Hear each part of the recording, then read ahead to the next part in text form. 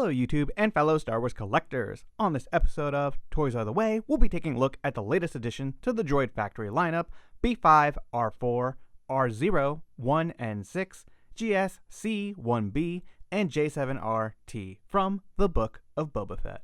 Welcome back everyone and channel members. So here we have another addition to the collection, and this time it's some figures from the Book of Boba Fett, which is really nice to see because it's been a while since we've seen anything from that show in the 1/18th scale, and luckily Disney is coming through and getting us some more droids. Some of these were characters that a lot of people definitely wanted to see added to our collections, like the drummer droid. That is very cool to see, and it's always nice to add these types of world building characters to our dioramas and shelf displays. But with all that said and done, don't forget to smash a like on this video, subscribe if you're new, or even become a channel member, and let's take a closer look at the packaging and figures. Taking a look at the box, we have our standard Droid Factory packaging, which is essentially a large box with a big window showing a bunch of different droids. We have the Droid Factory logo looking nice and proper, followed by the names of each one of these droids in the set. And we have a nice decal here showing us what show this is actually from. On the sides of the box, we have the Star Wars logo, followed by the Droid Factory one as well. And then on the back, we have the Star Wars logo once again, followed by Droid Factory and an image of each of the droids and their names, with a small description here, and then the Disney logo, Star Wars, and a bunch of other information that's really not that exciting to collectors.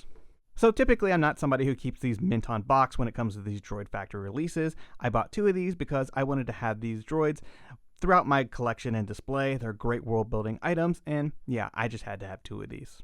Taking a look at the figure out of the packaging, we're going to start with B5R4, who is a standard astromech that we've seen time and time again. If you're not familiar with these Builder Droid models, they're pretty simple. You have some articulation at the leg right there at the upper part, and then you have an ankle swivel as well. They do have little wheels on the bottom, but they're not really all that useful in my opinion. The middle strut does come out, so it is removable if you want to do a stance like that, or you can put them in the rolling position, and all you have to do is kind of insert that back like so. So pretty decent. Now you are able to take these apart pretty easily. That's why they're called the Builder Droid mold.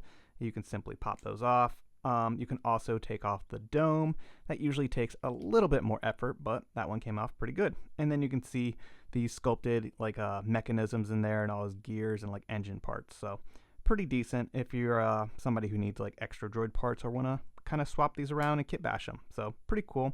And then taking a look at all the paint application and detail, pretty standard for the body. You know, it's pretty much just one mold that they use. This is one of those specific R4 domes, which is really nice. It can turn 360 degrees. It's got some really nice clean paint applications on it, and yeah, overall a good looking figure.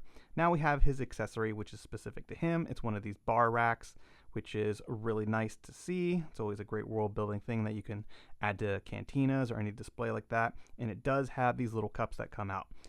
You don't want to lose these because they're very tiny, but you can kind of just put them back in like so, and each one of these is actually removable, so pretty cool. They used a nice kind of gold plastic here, which looks really nice, and yeah, overall looking pretty good. And then you can simply just put it on the droid like so and have him roll around and serve some drinks. So a nice one to get for your collection, especially with maybe the Mos Eisley Cantina coming up. We have Jabba's throne room, which you can put these figures in, or you can have them in your Book of Boba Fett display. Taking a quick look at J7RT, he is another great droid to add to the collection. I like this little like food server tray he's got. The little plates do come off, which is nice, and if you take a closer look at them, they've got some nice sculpting and detail there. Looks like some type of food, salad, I don't know, some kind of like zucchinis or something like that, cucumbers, but yeah, pretty nice little accessory to get there.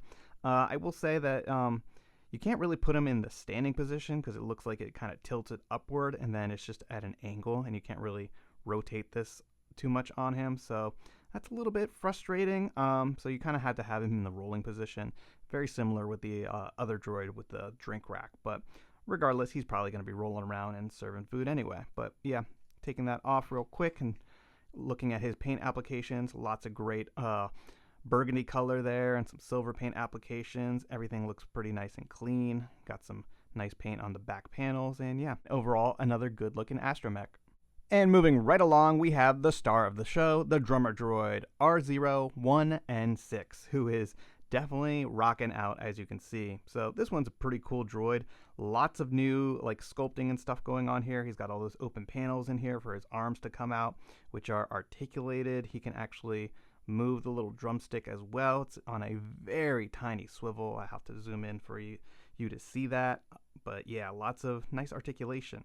So he does have a swivel there as well, and I've been seeing some people a little upset because, you know, our Chopper doesn't have articulated arms. But if you take a look at Chopper, that joint would still be a little large on his arm.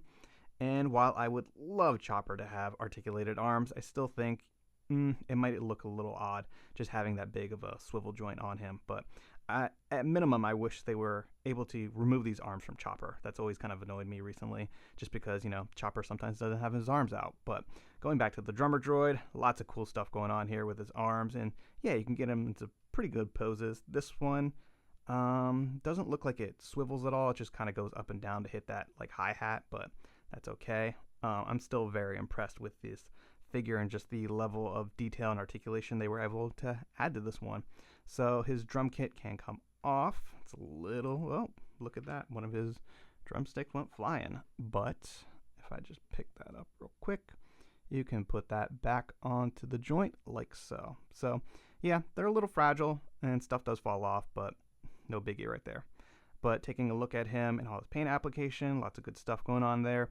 As you can see, this is like a new panel right here. It's nice, wide, and open so that, you know, you can kind of put this away, but I don't know. It just shows that like that panel opens and his arms comes out and he's able to, you know, rock out.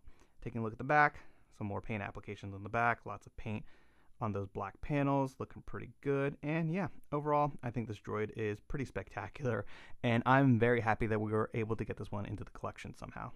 And then taking a look at the drum kit, not too much going on here. You just have some white paint applications on the top for those snares. The bottom is just pretty much like, you know, molded plastic using silver, like a dye or whatever. And then, yeah, you just put this back on him. Let's try not to mess up his arms. And there you go. All of his drumsticks are in his hands, and yeah, he's ready to play a show. So really great stuff with this droid.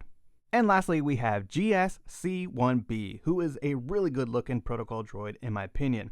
I just love the paint applications that they've done here. That like metallic sheen that they've added to him looks really great, and that's personally what I want to see on a C-3PO in the vintage collection. So really good stuff there.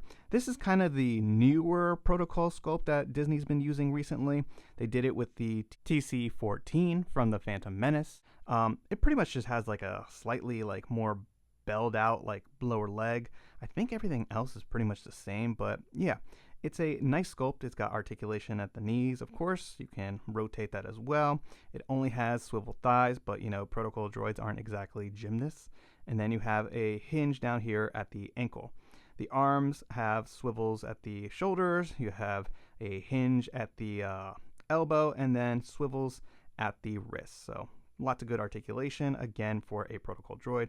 And as you can see, he's got a pretty decent crunch. He's able to go side to side. And then his head is simply on another swivel that can go side to side. But yeah, really great stuff in terms of the articulation.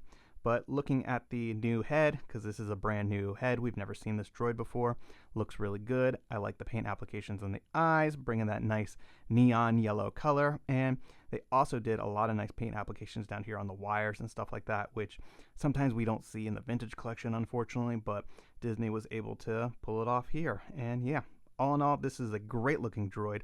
And like I said, I really like this metallic finish that they've added to him. While the Build-A-Droid mold doesn't offer a hefty bantha or dewback's worth of articulation, the Book of Boba Fett Droid Factory figures can carry out most of their base functions, and will look great when added to our variety of cantinas or shelf displays. Whether you're rocking out with RL-1N6 or serving drinks with J7RT, these astromechs have definitely got you covered. Protocol droids like GS-C1B are certainly not known for their agility or speed, but rather service skills and extensive data banks. The figure utilizes the Build-A-Droid mold that many 375 fans are familiar with in terms of articulation. Loaded with 14 points of articulation to be exact, C1B has a swivel at the neck, shoulders, wrists, and hips, while both knees and elbows are swivel hinges, which is typical for a protocol droid like this. Meanwhile, the astromechs are loaded with 6 points of articulation at the dome, legs, and ankles, except for the drummer droid, who sports a grand total of 14 points due to the extra arms and drumsticks. As always, I really appreciate Disney Parks answering the call for more 375 backgrounders and droids in general. This is the way.